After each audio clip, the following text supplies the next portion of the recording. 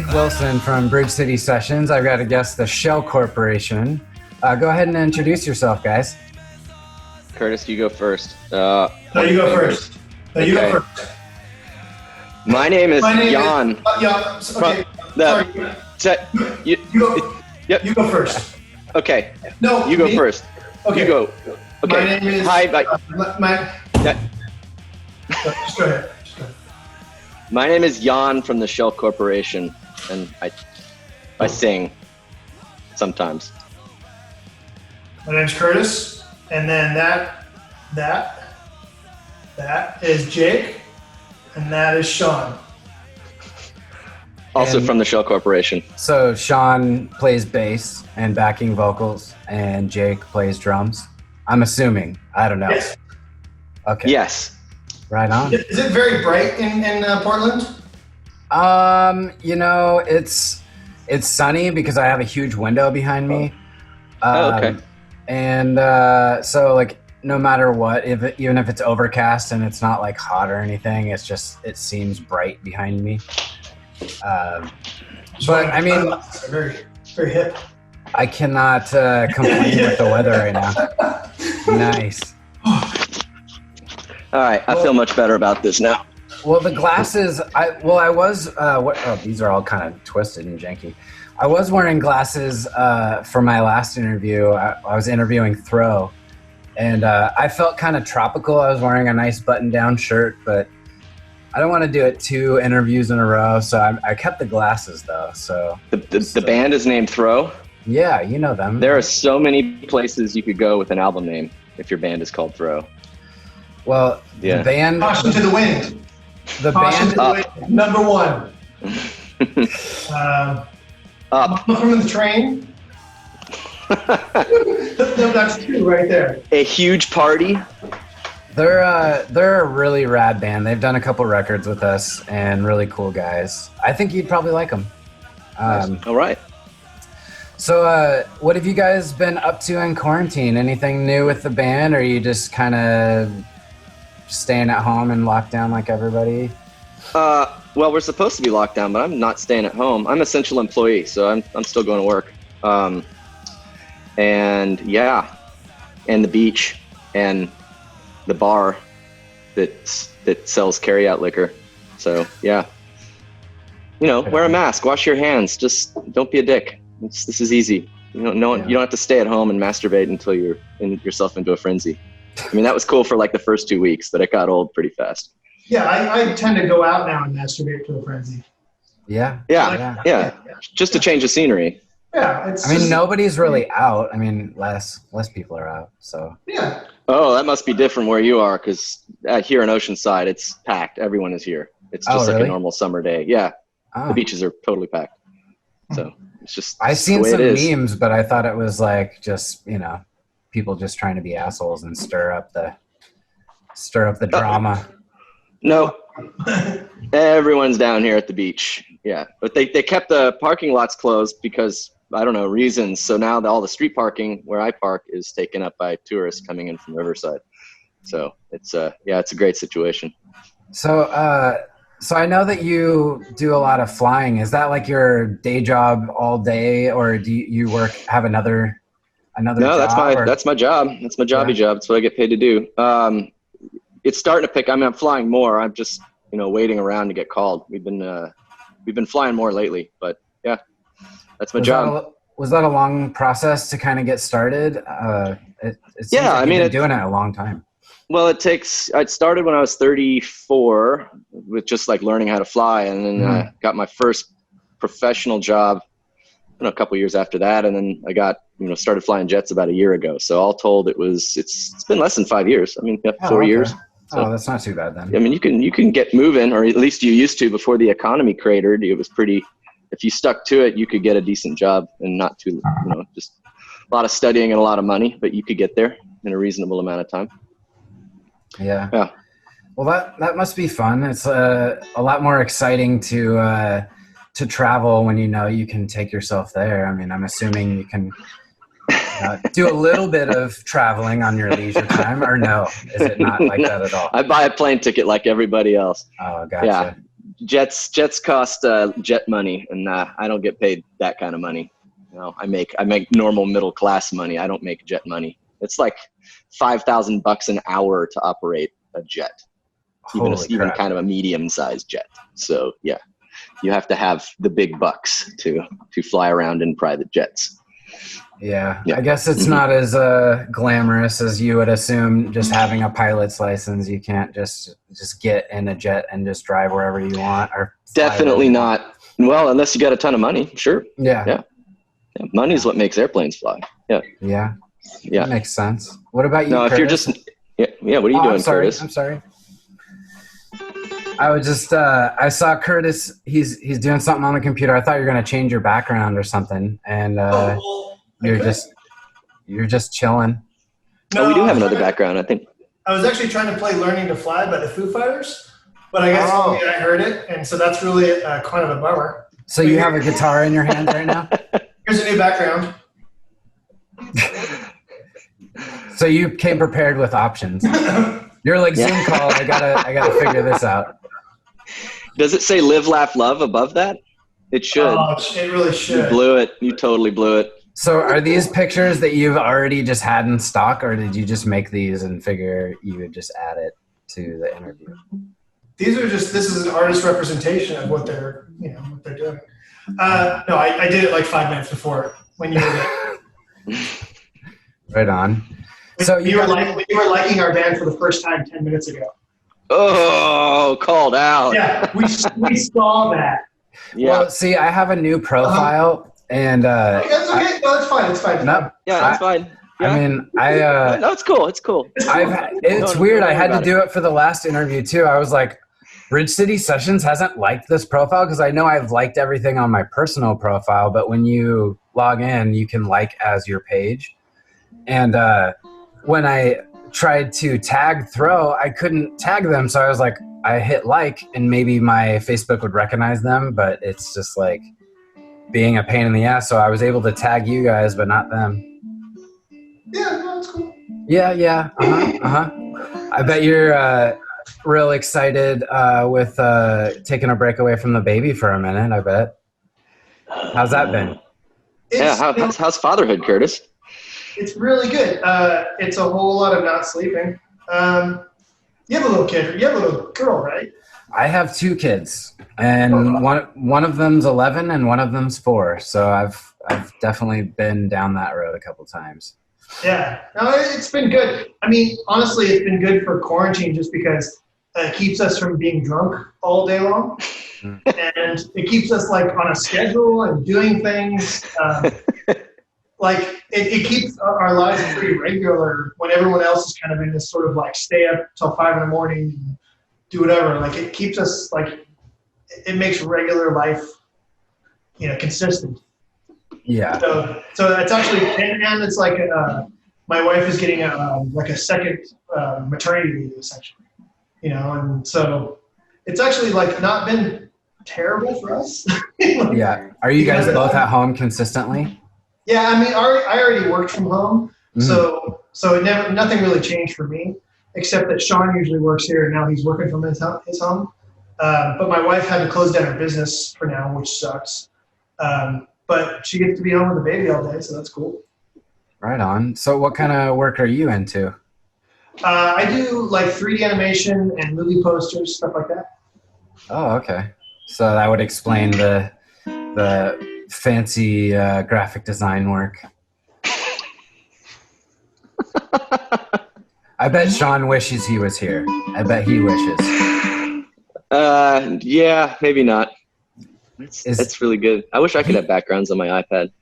Man, Sean seemed like such a outgoing person. Didn't seem like he was afraid of the camera at all, but he just doesn't like interviews. He's outgoing.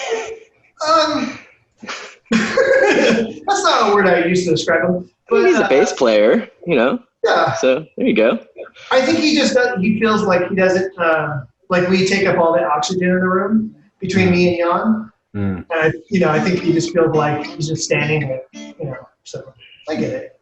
Yep. So where are your quarantine beards, guys? Didn't you get the memo? Dude, I can't grow anything, and I tried and I broke out. I like tried to just let some stubble grow in, and I just like broke out. So I was just like, my All right. skin is just not made for that. I don't know what it is, but anytime I grow any hair, I just get like ingrown hairs, and I have to pick at myself all the time. It's annoying. And plus, it looks more like dirt, because I'm not like I can't grow anything like you. If I grew anything, it would look like I need to wash my face. This makes me look 10 years older, so I think I'm going to keep it. Yeah. How long are you going to go for? Because your dad still has a big beard, right? No, my dad shaved his beard years ago. Oh, Every time I get on FaceTime with him, it's still kind of weird. And it's been 5 years now. Yeah. My dad had a beard my entire life growing up. And then about 5 years ago, he decided that he didn't want a beard anymore and shaved it off. And I still can't get used to it. It's weird. Yeah, he had a good one. No, I can't let it get to. I mean, this is technically against regulations. I'm not supposed to have a beard, but yeah, it's in the employee manual. But I grew it out. Have like a face mask on it? That's what they say, but that's bullshit. They did tests. It seals just fine with the beard. It's because they want you to look all professional and piloty. Mm-hmm. Wow. But half the captains I fly with have beards, and so I just said, well, fuck them. If they're not gonna enforce it across the board, then I'm going to do what I want to do. And I grew the beard out, and I went in there for like a mandatory annual exam that I have to do. And I'm thinking, this is the first time they're seeing the beard. I'm going to get yelled at. You just walk in there, middle fingers. The chief pilot's got a big old beard. The director of operations has got a beard. Everyone's growing a beard. Everyone's like, fuck it. We're all growing beards, quarantine beards. So I guess it works. I'm kind of going more for the Marco Ramius. I can't let it get bushy because that would be unprofessional, but keep it trimmed. So are they bringing cocaine back? From? To the flights. Like, if they're bringing beards back, what else are they bringing back to the old school flights? Sexy. We're bringing the sexy back. Yeah. I see Curtis. I see Curtis. You have just the same baby face since I met you. I feel like, let's see. Let's go back in time. I think the first time I ever met you, I played your first show with Majority Lost. You played a show with Chaser and 1208, I want to say, and your first show or your first tour, maybe we played. Where was it? It was in California, and it was at the not Lose the Blues. What the fuck? It was like a beach liquor or something. Lucy's. Yeah. Yep. I know that show. I remember that show. Yeah. Yep. So I was just crazy. I was just thinking about that earlier. I was like, man, I played that show. So it was back in the day. It was Curtis's first show with the band, and Jan, you were in the band too. And then shortly after, maybe not shortly, but you guys started forming this band out of Majority Lost. How did that Well, Curtis and I have been in bands since high school, since way back when. Oh, really? Yeah. We were 11. Yeah, we've been friends since we were second or third grade, and then we were in bands starting it when we were 15. We did guitar recitals when we were like 13. That's true. We did guitar recitals when we played like George Benson. Yep. Coltrane. Did we do a Coltrane song? We did. Oh yeah. Yep. And we did. So Curtis got in Majority Lost because we needed another guitar player after Sean left, and I roped him into that. Oh, do you remember the harmony? Nope. Nope. Boy, that sounds like garbage. It's got way more of an echoey sound than yours, Jan.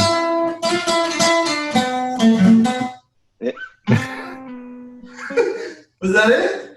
That was it. And then what was the George Benson? It was like... That's it.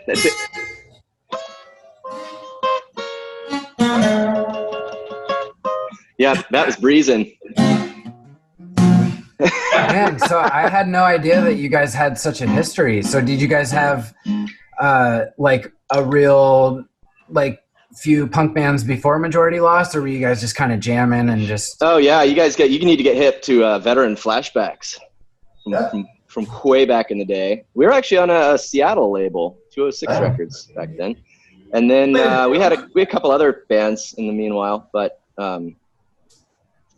Shell Corporation was the first band that Curtis and I did as our project in 5 or 6 years. I think Curtis had pretty much given up on music at that point, and I somehow got him to agree to start another band. I don't know. Tequila. I was super shocked when I saw, because being an Unfallen Heroes, I had played with Majority Lost a few times, and when I knew that you had started the Shell Corporation, and I saw a acoustic video online or something. There was some live session, and it was Brody had showed it to me, and I was just completely shocked, just how actually talented of a singer you were versus just being a guitar player in Majority Lost, because Majority Lost was a completely different style of band. And totally, yeah. So when you started this band, I was like, holy fuck, it's serious, it's political, they're the energy's great, the harmonies are it was a completely different band. So I was just super shocked when that That's why out. We did it, yep. I also, I could sing too. Yeah, no, your guys' the vocal harmonies are one of my favorite things about the band was vocal harmonies between all three of you guys were just always spot on. I just love that. Well, the trick is to write the parts that Curtis can sing. Yeah. And if you do that, you sound great. Yes. Well, I mean, but you have to write to the performer. I mean, yeah. Yeah. You can't be choir, right? Yeah, I was in the choir in high school. That yeah, a lot of help that did. So you chose Getting Laid choir. I mean, you got to choose one or the other, and you chose choir, and I'm glad you did. But we all make decisions. All make decisions. Some are harder than others. Yeah. Yeah. Yeah. I mean, the main reason we started Shell Corporation is, number one, I wanted to write what I wanted to write, and Majority Lost is Majority Lost. They'd been a band since way before I was in that band.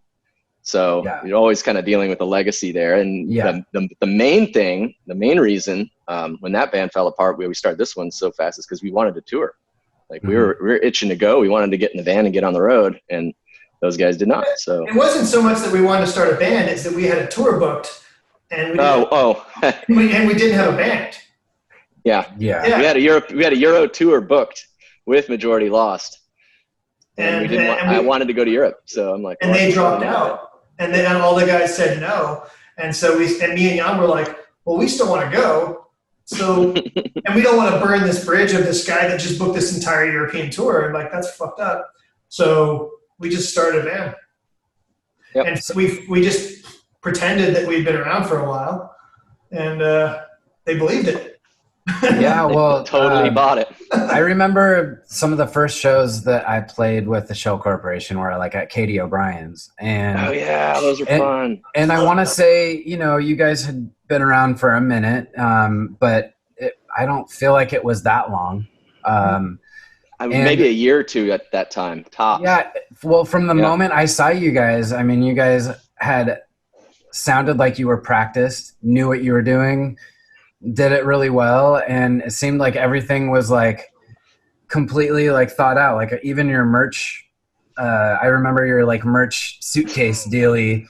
And I stole that idea. Yeah. Yeah, I was just impressed by it. It seemed like everything was well thought out. You had been doing it for years and you knew what you wanted, and you were even the amps, having the orange 2x12s with the tiny tears, and well, I guess there was a bass player had a tiny tear. You guys probably had the I got the AC something or other. AC30 or something? Yeah. AC30. Yeah.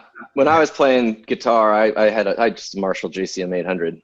Gotcha. I feel like our claim to fame, if we have anything that goes down in history as what did this band do better than everybody else? It was that merch box. Yeah. Yeah.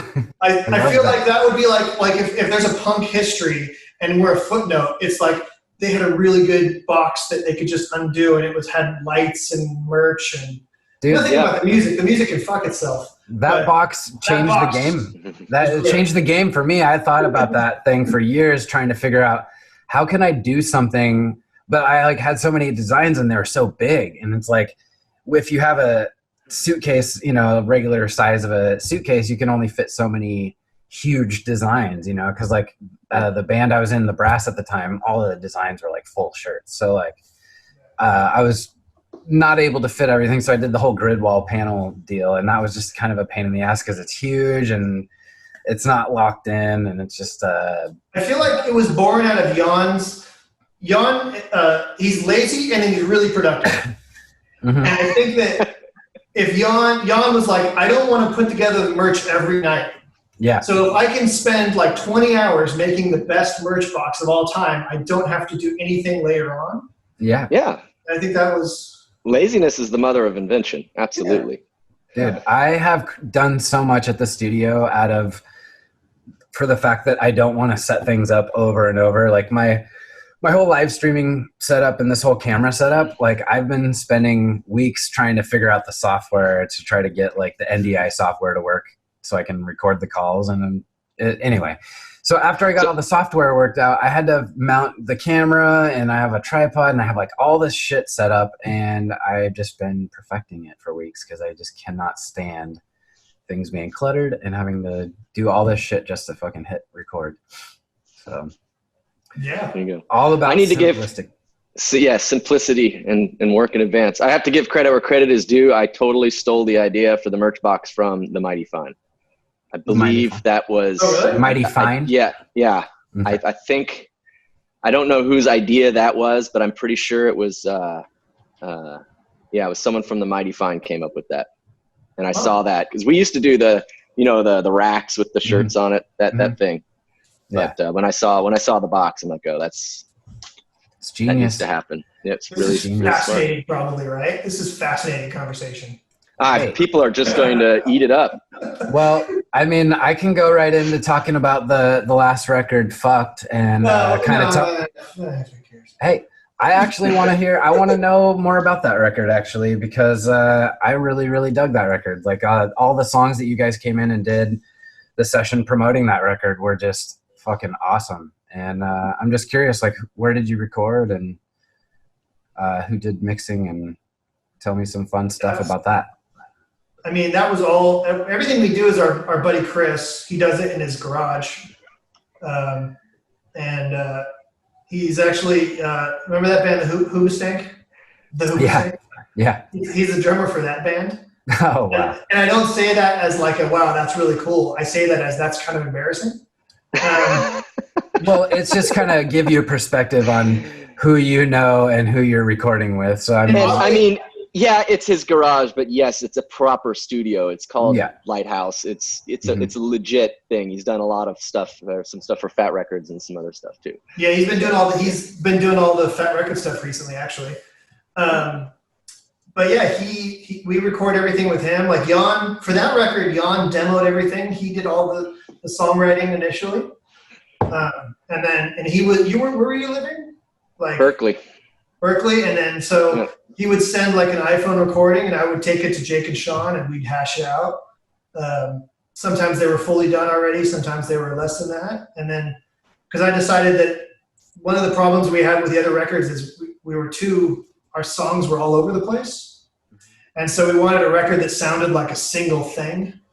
Also, I didn't want to write songs because it's a pain in the ass. Yeah, it is a pain. So it became Jan writes the songs, and then we make them into a band. Gotcha.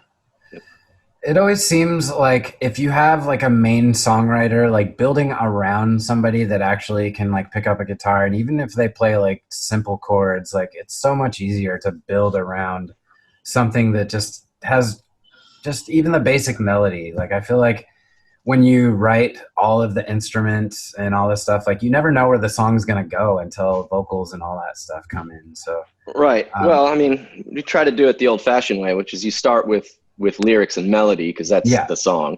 Mm-hmm. And then however it's arranged under that is just up to, Curtis and Sean and Jake. But but as long as there's a lyrics and melody, a hook, then you could do anything with it. I mean, because a lot of the songs were like ska songs. Yeah, and you could. I mean, once you have a lyrics and melody, you can do it. If you want to do a Mhm. ska song, do a ska song. You want to make it super fast and hardcore, do it that way. Yeah, like one of the fastest songs on the record was a slow reggae song, I think. Yeah.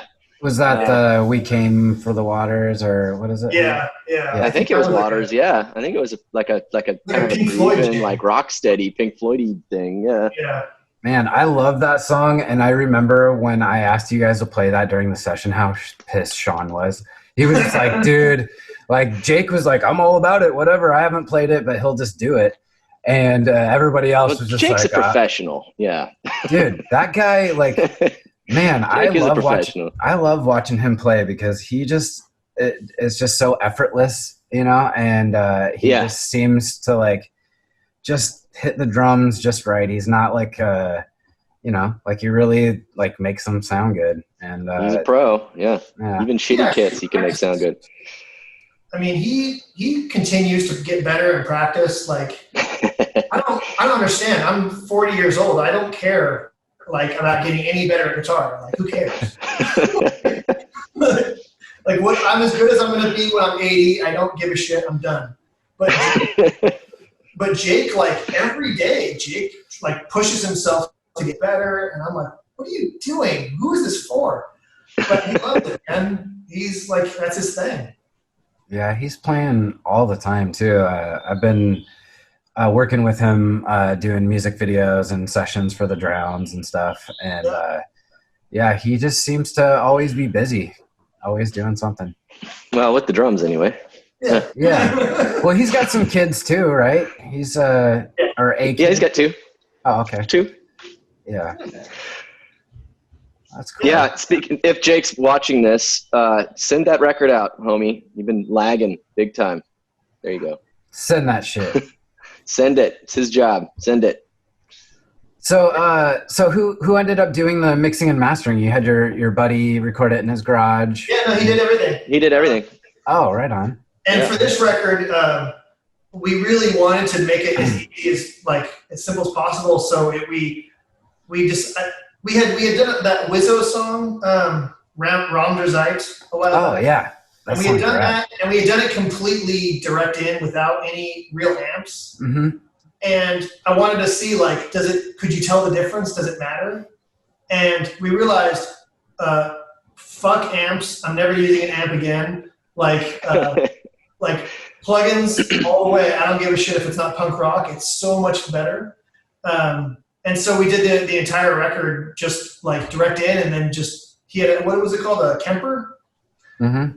And just did the whole thing through a Kemper and plugins, and it was like, it made it so much better because you could go later and be like, you know what, that guitar sound wasn't quite right, and you just go, well, change it. Yeah, fix it. Rule of thumb, at least for our studio, is never rely on just the mic on the guitar. Always get a DI, and if the guitar sound sucks, then Chris can go in and just reamp it or use whatever plugin. And I mean, I hate to say it, but at this point, miking an amp is just for the look and for the feel of feeling like a real musician and like credibility. But it's actually harder, and it's harder to get a good sound out of it. And it's super time consuming. Mm-hmm. Like, I don't know, like, and not triggering the drums, like all that kind of stuff. Like, fuck it.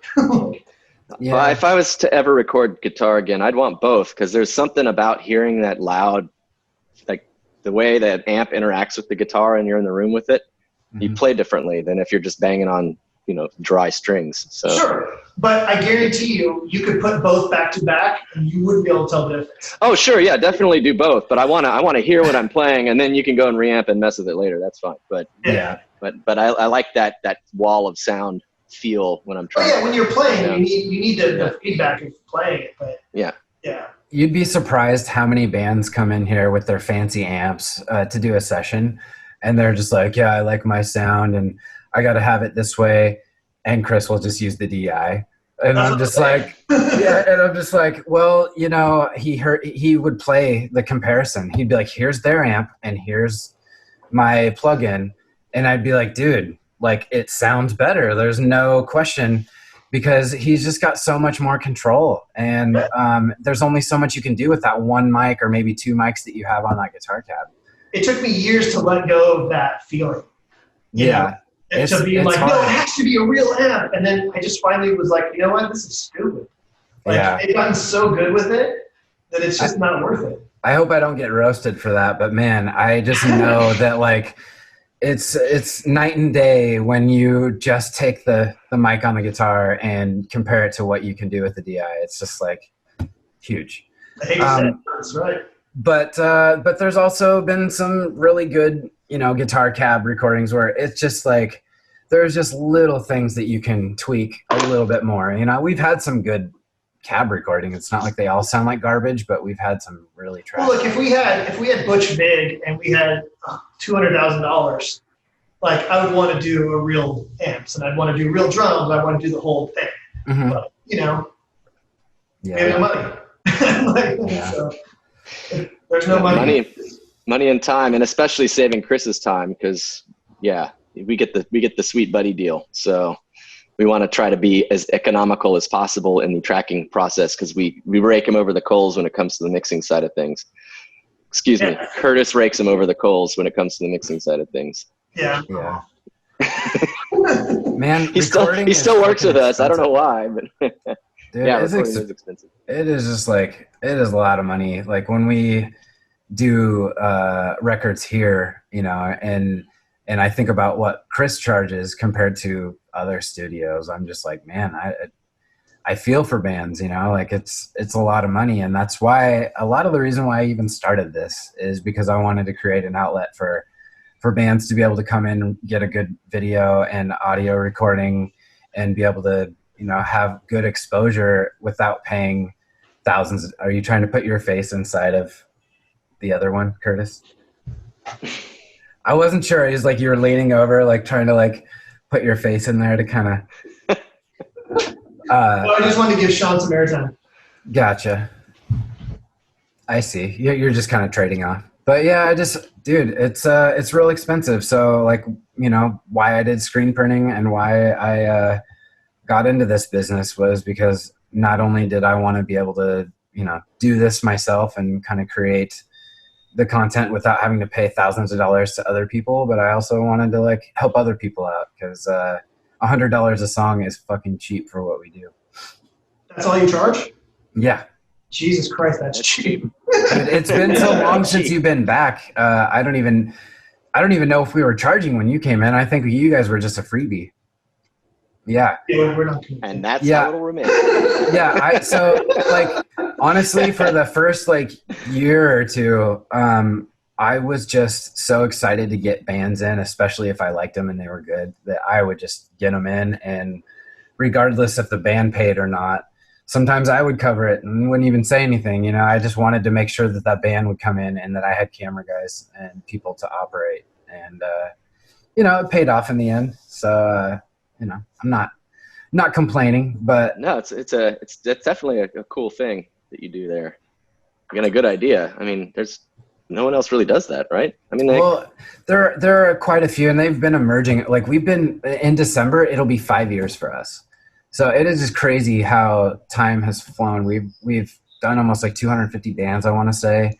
And we just stay super busy. I think one of our busiest years, we had like 82 bands in 1 year come in and perform. Yeah, it's just, and it's because I think we take care of people and they like the audio and we just try to stay busy.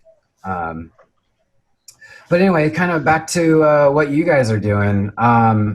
So since the last record came out, what did that come out on? La Escalera and Gunner Records, I want to say? Yeah. Were you with La Escalera for the previous records, or did they jump on? No, we were with Paper and Plastic. That's right. That's from Mandrake, yeah. But, they can suck a giant. Anyways, and then before that, it was Solidarity. But I think Randy stopped putting out records at some point.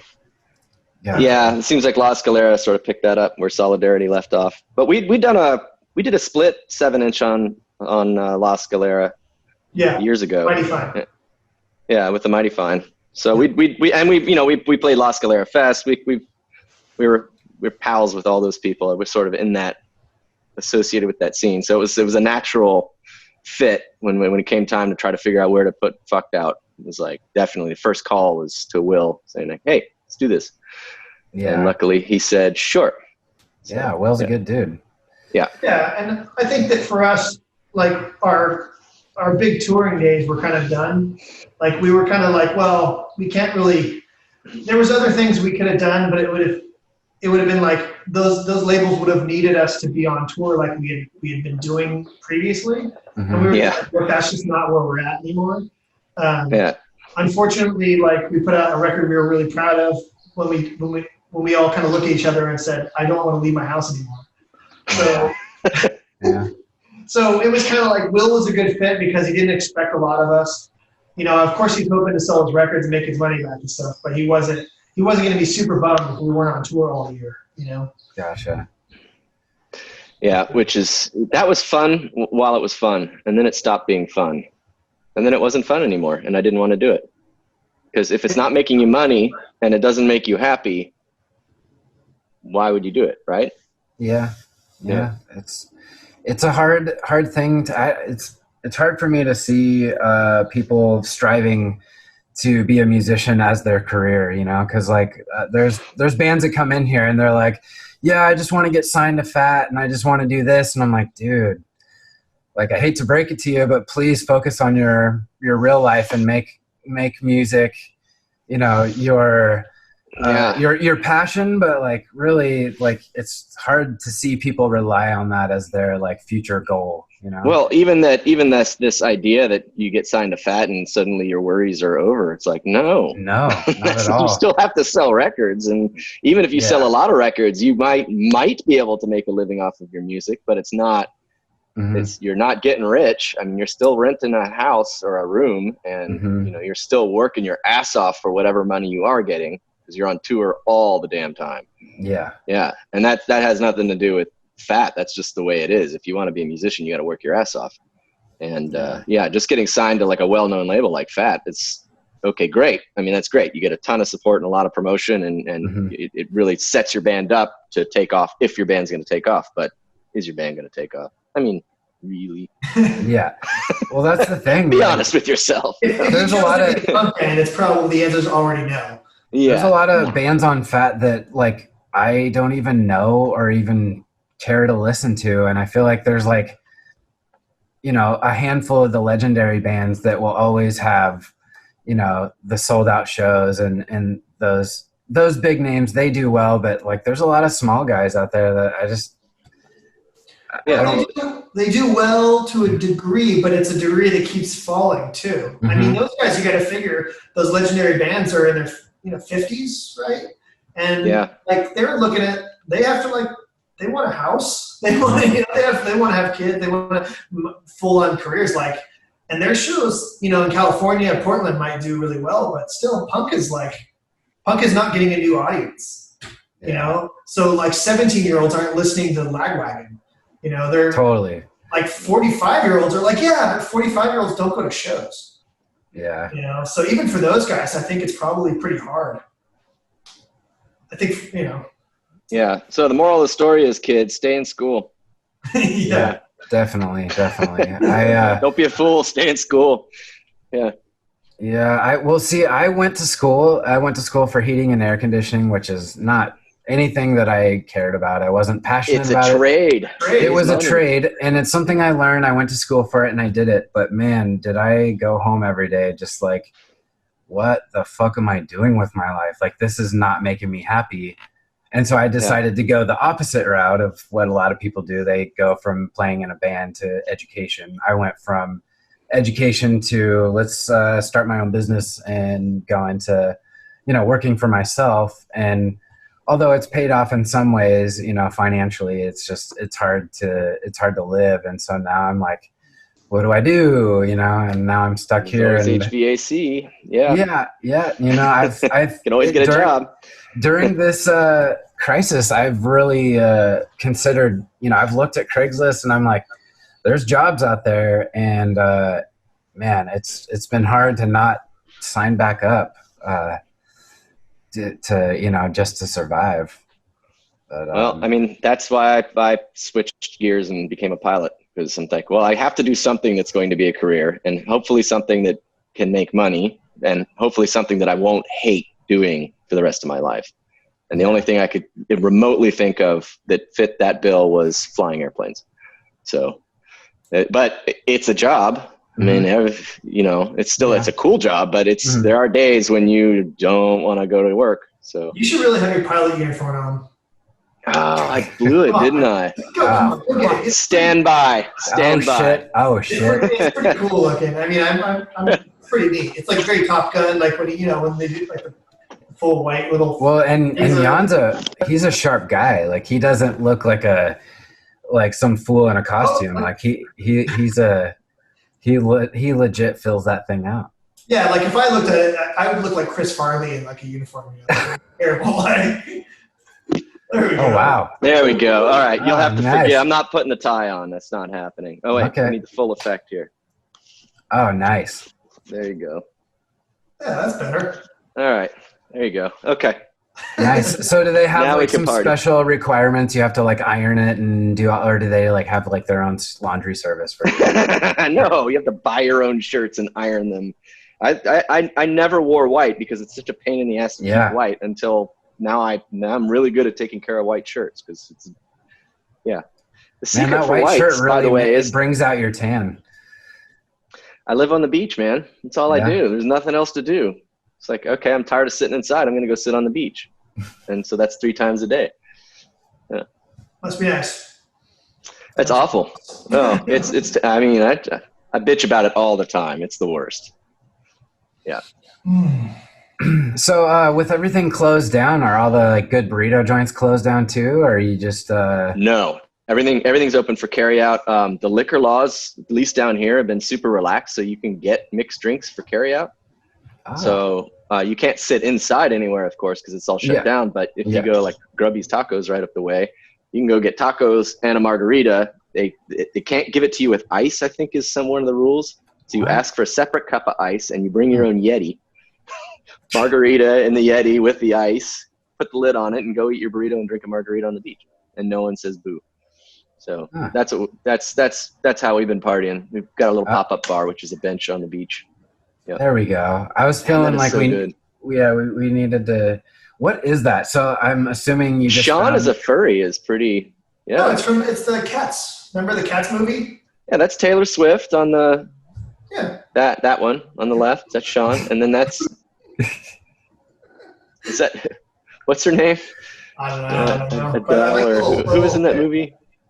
I have no idea what this movie is. I'm confused, but I allow it. You didn't see Cats? Mm-mm. I mean, I didn't see it. But you didn't know. You're saying it like I should have seen it. Like no, because it was one of these things. It was like a travesty of nature. Like they really should never have made this movie. And it's human cats doing the Cats play as a movie. Meow. Oh, God.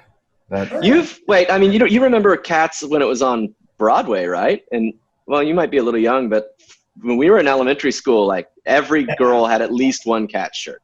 It was the shirt that said Cats and it had the 2 cat eyes on it. Yeah, I mean, Curtis remembers. Like second through 6th grade, like every girl had at least one cat shirt. Yeah, it was a big deal. Well, I guess I missed that boat, but I mean, I turned 35 in June, so I'm young, but you're not that young. Yeah, that's not younger. That's old enough to know better. Yeah. Yeah. So, I've been through some stuff, but I've seen things, man. I've seen it. Oh, hey, there was a question on Facebook actually. And I think it was Ron Felony Ron or whatever. Yeah. Who makes your videos? And the answer is me. So that's it. Yeah. Well, there you go. Let's see. What videos have you put out? I've seen a few. There was like one that was like black and white. I'm trying to think of the ones that were put out for this for your latest record. I think we only did 2. We did 2 of them. One for Make It Rain and one for Right. What's that song called? The slow. I don't remember. I just write them, man. Yeah. Yeah, and then I think there were at least three for Mandrake, and then there's been and then that EP, we did a few for that EP as well. Yeah. So they're all done as cheap as we could humanly do them, and I shot it on an iPhone, and that's about it. Yeah, youtube.com/The Shell Corporation. Yeah. Huh. All with iPhones, huh? The later ones, yeah.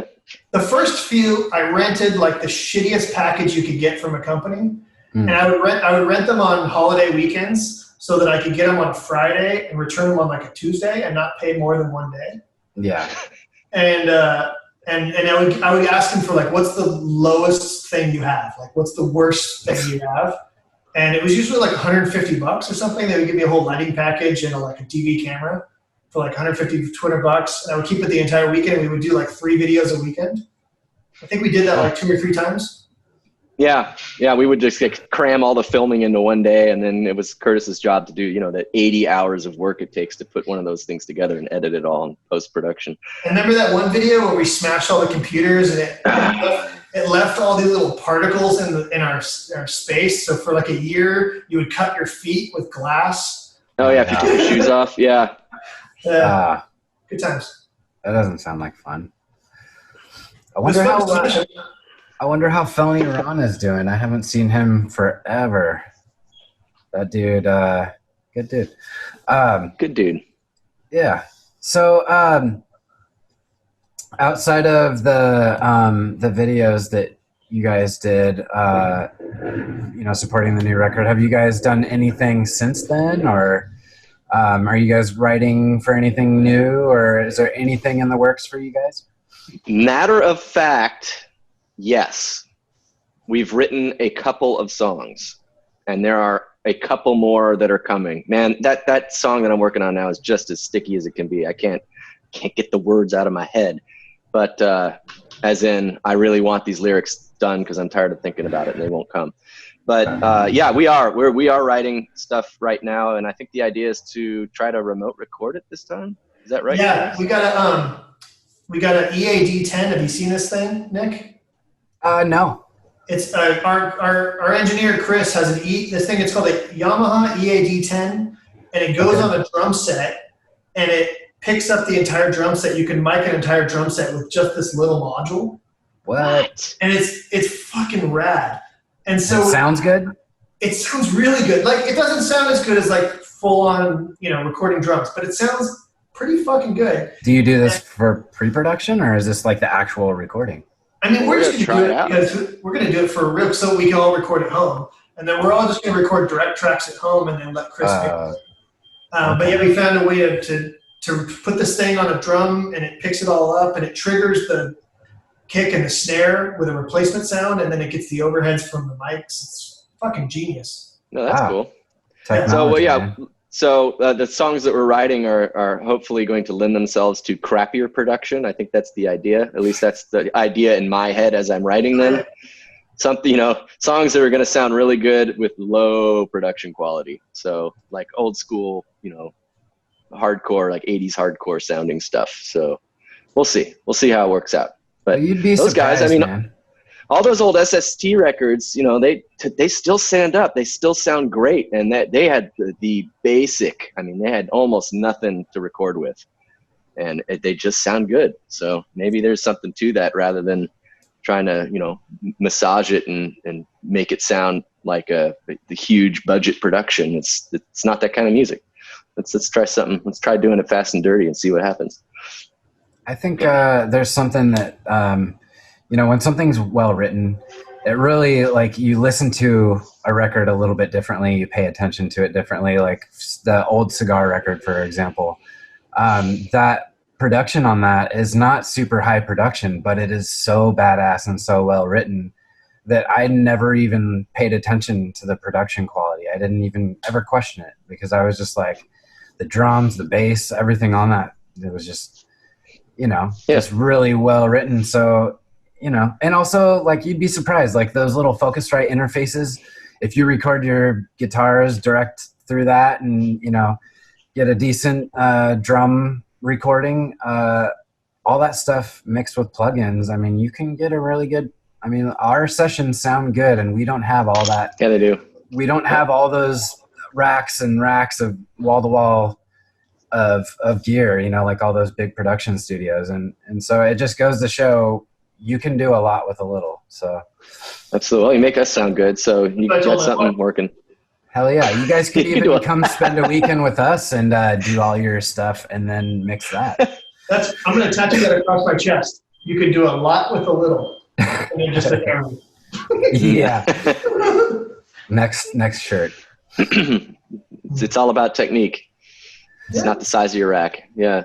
So when you're writing lyrics for these songs, are there particular like I noticed there's a lot of like certain song topics that really target certain things that are happening when you're like writing a record. Do you kind of have this in mind? You're like, when I write this record, fucked, it's going to be about this, or like, does that just all come together in the end? Or, I mean, no, I'm just curious what your inspiration and probably easier if you did have a theme to write to that theme, because then you can, the lyrics are just whatever pops into my head. So it's, you know, and usually I'll start off with an idea of what I want the song to say. And then as I, you know, spend 2 or 3 days of trying to get lyrics that work, that I like, it turns into something completely different. And usually it's in the form of an epiphany where I'm kind of like trying to make some shitty lyrics work, and it's just nothing I'm happy with. And then I'll go out for a run, and another lyric that's in a completely different direction will pop into my head. I'm like, that's it. That's the one. Now I have to rewrite everything, but at least I have something that I like that I can get behind. So, but it's a matter of songwriting. Yeah, you could. I'm sure books have been written about it, because you need to be creative, but you can't leave yourself too wide open, because you can't be creative in a vacuum. You need to have walls, or else creativity doesn't happen. And you also need to give it time, but you can't give it so much time that you're not actually working on it. Mm-hmm. You do need to be disciplined and actually sit down and try it, you know, give yourself dedicated time to be creative. And it's just so fucking touchy and so frustrating when it's not working out, and wonderful when you sit down and it just pours out of you. But I'm in the really sick of that part right now. I've been working on this fucking song for 5 days now, and it's just every time I think I've got something, it's a dead end. So we'll see. You know what the great part about that is? The whole idea of this newest EP we wanted to do was not to overthink it and just pump it out. And then that's already completely out the window. Because it's not pouring out. I can't like shit something bad out. I won't let myself do that. So it's at you least have to have some mediocre. bar to meet, because mediocrity is fine. Like right here, mediocrity is just is perfect. But not anything below that. It's got to be at least there. So we're not there. We're getting there. The first two, I think, those are all right. Those are perfectly mediocre songs. No, those are great. They're like right. Well, so I'm excited to hear how the band treats them. Yeah. So, yeah. Well, you guys have done awesome. We're gonna make it the Jake show again, though, right? Well, Well, I think we all have at least we don't want to put out anything that sucks. Yeah. So I've been in bands before where you kind of put some filler on the record, some songs that you're not that crazy about because you need the songs, and it seems like that's why our records take forever to put out, because at least the last couple. Because we're just, maybe I'm not writing that year. I don't know. Maybe I've got better things to do. There's definitely songs that I would delete from our catalog. Oh, yes, absolutely. And songs that I'm like, that actually was kind of a pile. I wish I left that on the record. Yeah, I can think of a few right off the top of my head. And there's a couple of songs that didn't make records that I really wish did make records. So yeah. Right on. It's the process. I'm sure you guys have written songs. You know what it's all about. But yeah, when it pours out of you, it's great. And then when you're stuck, it sucks. Especially how he just like disappears into background for a second. You're clipping. Yeah. What do you got? He's got a song idea. Oh. And every once in a while you do the bendy. That's mine. That's mine. Yeah. I wrote that. Remember who wrote that? Yeah. Me. Yeah, it's time to write a new song. No. Bad start. So far after a bad start. Better. Warmer. That's it.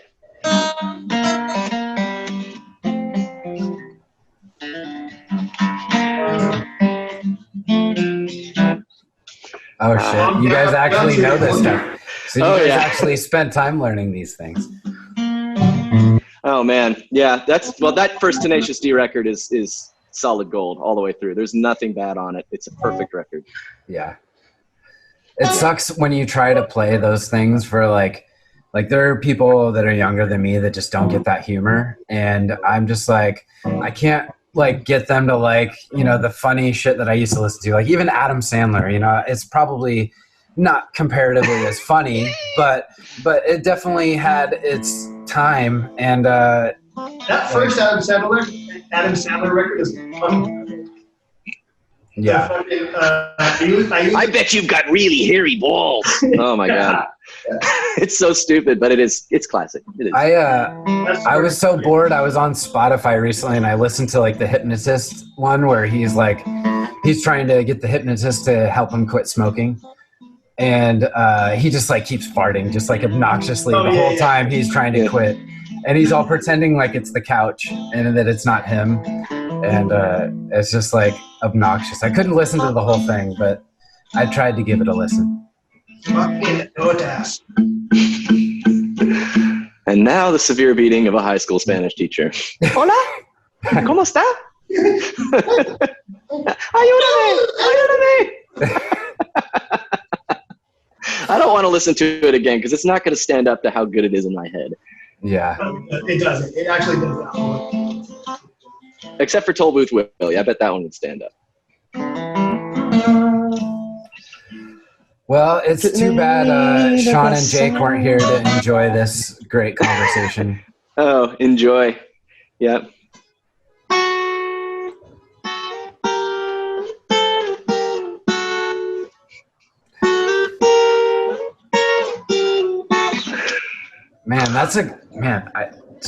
Jack Black always surprised me, like how freaking good he sang.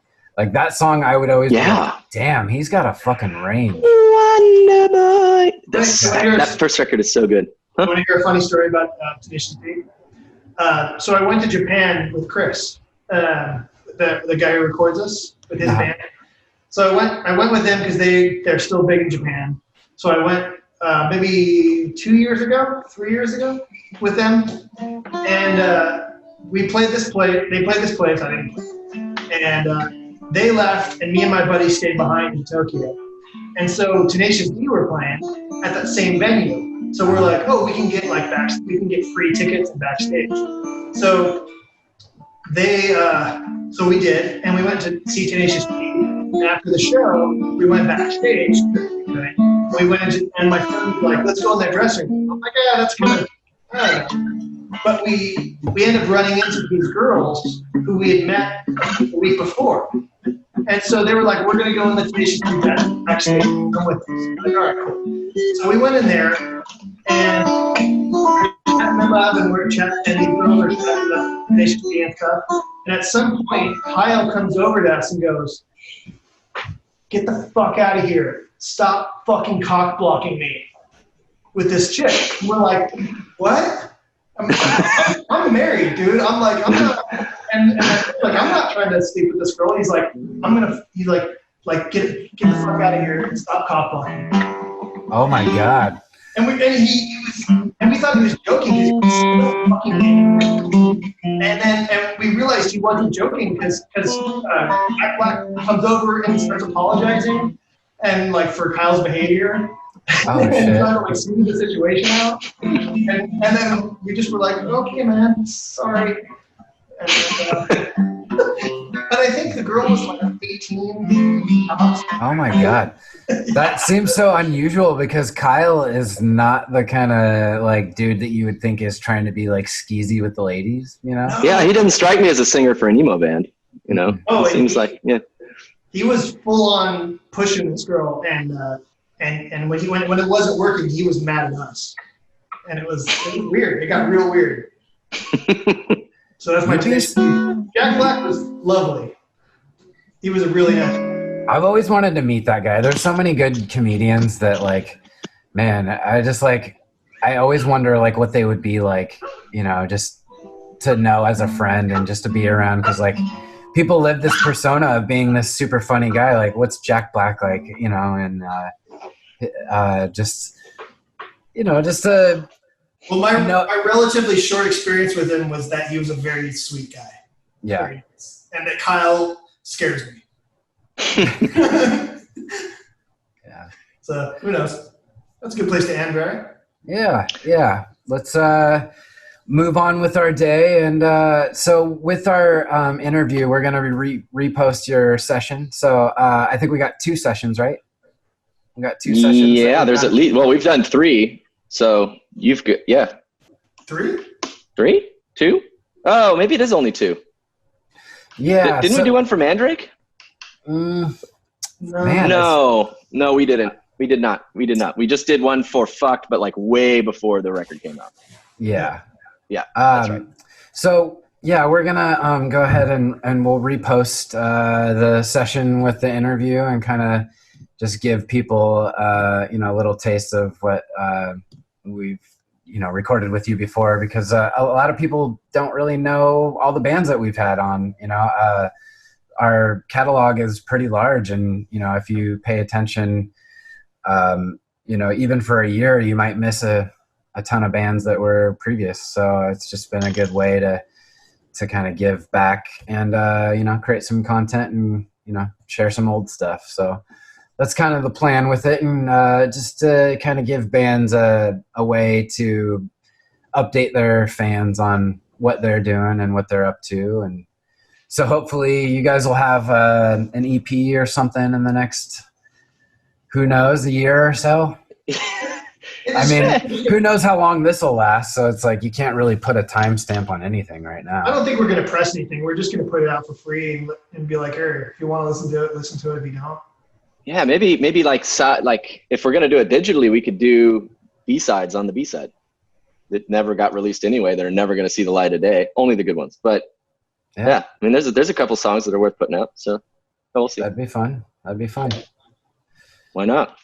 Well, hopefully when this all blows over and people go to shows again, whenever that happens, we'll play some shows. It'd be nice to do a La Scalera Fest. We were supposed to do that. I was excited to do that this year, but yeah, that did not happen. Had to cancel their shows. Yeah, it's been a huge drag. Not that I ever went to shows very often, but now that I can't, I really miss it. Yeah, now that I don't have to send the text of like, oh, sorry, dude, I got to work in the morning. Like I miss that. Yeah. I miss having to text that. Yeah. Yeah, it's You are so much tanner than I am. I mean, it's just crazy. How fucking pale. Look at that. Look at this paleness. Man, that looks like, yeah. Is it my lighting? What is going on? I mean, Jesus. Well, I mean, cameras are very... But look at that. Yeah, okay, cameras. But look at him. Yeah, that's true. Yeah, that's true. I've been working on skin cancer for weeks now, and the sun's been out. So, yeah, I've got a good head start. Hell yeah. Well, I mean, you could be like me and just like have moles everywhere and just worry about cancer and not get a tan because you don't want to get sun on a bunch of... Also, I mean, Portland, like, do people tan in Portland? That doesn't seem to be a thing that people do up there. No. And when they do, it just looks like shit. I've never enjoyed somebody that like goes in a tanning booth. It just looks so like presidential. It looks like they're sick. It looks like you must be sick with something because your skin looks awfully orange. Yep. Yeah, sick in the head. Hell yeah. Well, do you guys have any merch or anything for sale that you wanted to plug, or just send them all to Bandcamp? What do you think? Yeah. I think we've got some t-shirts left. Whatever's up on the t-shirt page. What do we do? Cartel, Big Cartel. T-shirt. And I think there's a link to it from our Facebook. I'm not on the Facebook anymore, so yeah. Same. Jake had coronavirus, so he sends out everything. We'll have. But I mean, yeah, if you want merch or whatever, hit that up or just email. My email's everywhere. Find it and email me, and I'll make Jake send it out eventually. Awesome. How about you? What other bands are you doing this interviews with and re-releasing old sessions? So now's your time to plug future episodes. Since I've been doing these interviews, it's been like 2 weeks. I've probably got like 7 or 8. I'm just like every band that I've hit up is just like anxious to do something. So like right away they're like, all right, let's book it in 2 days. I'm like, oh, okay. So I've just been doing these like every day. Like I had Throw this morning, you guys. Tomorrow I have FCon and Yotam Ben Horan. And Yotam. Yeah, so that's tomorrow. But what we have to release that are already recorded, we have got Head Honcho and Second Best. We've got a few locals. I just wanted to get a few locals out of the way to kind of just brush it off and kind of get started with this, because I'm not usually in front of the camera. I'm always behind the camera. So being in front of the camera and having the spotlight kind of on me is not something I'm that used to. So it's new, but I'm loving it, because this is the most communication I've had with anybody and since quarantine started, and really even before that. I don't call people. I don't video chat people.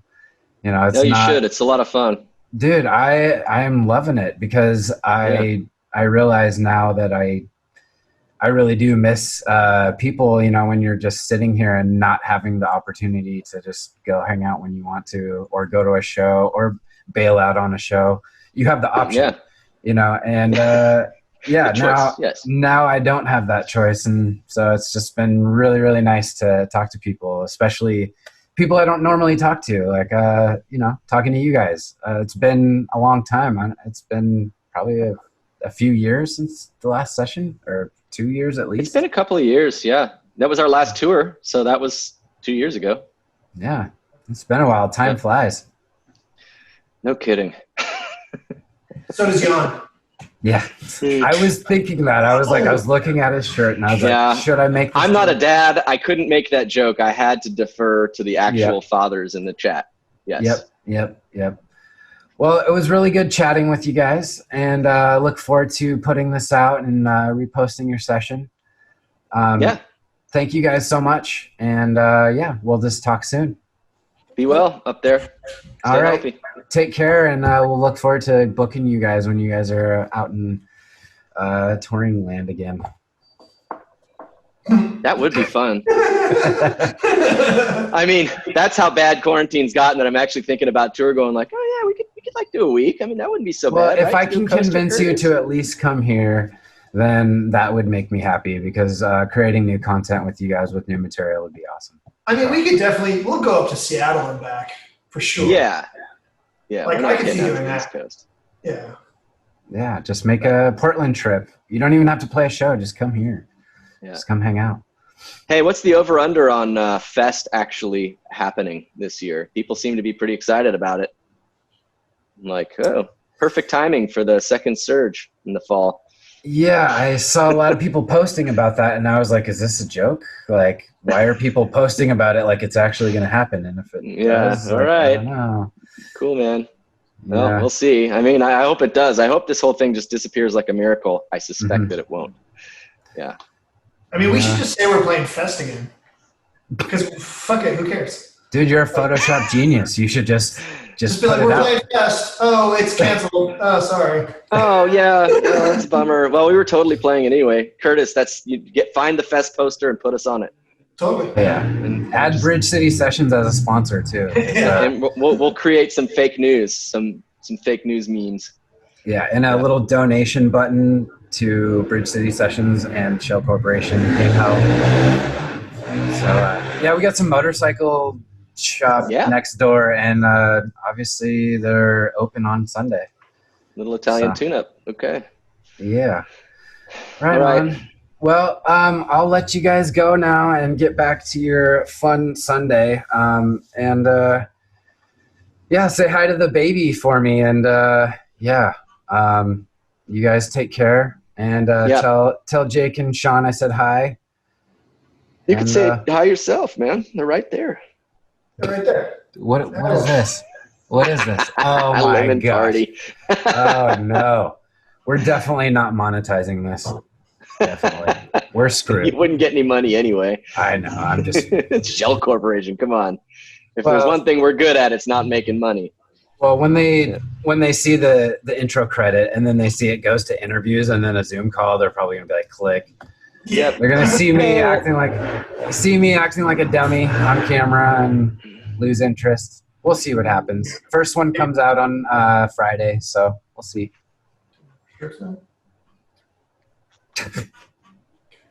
Look at you guys all proper. I took my button off for this interview, and then you guys go showing me up.